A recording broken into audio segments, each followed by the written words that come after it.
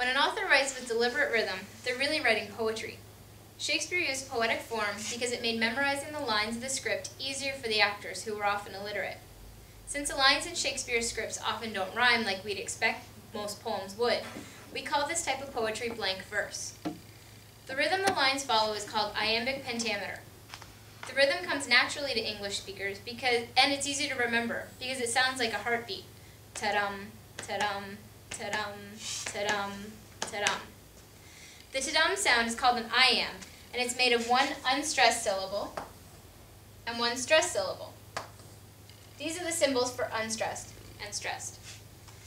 One of these units is called a foot, and multiple units are called feet. If we scan Romeo's speech in Act 2, Scene 2, it would look and sound like this. But soft, what light through yonder window breaks. The number of feet in a line determine the meter. So just like a pentagram has 5 sides, this poem is pentameter because it has 5 iambic feet.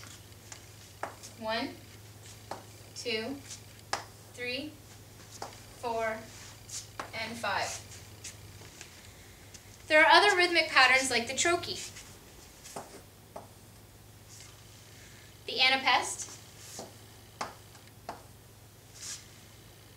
and the dactyl. There are also other types of feet, like the dimeter, which is made of 2 feet, the trimeter, which is made of 3 feet, and the quatrain, which is a set of 4 feet. When a poet adheres to the pattern of feet and meter, it allows the reader to appreciate the flow of the poem, perhaps emphasizing the goodness or the beauty of a situation. But when a poet disturbs the pattern, like throwing a dactyl into an iambic sequence, it can indicate disorder or chaos in the poem. In Romeo and Juliet, for example, the majority of the play is written in iambic pentameter, blank verse, but the nurse's speeches are not poetic at all. Shakespeare intentionally designed this to enhance her low social status and her vulgarity. Now that you understand how to scan a poem to determine rhyme scheme and meter, practice by continuing to scan the feet and meter of Romeo's speech in Act 2, Scene 2.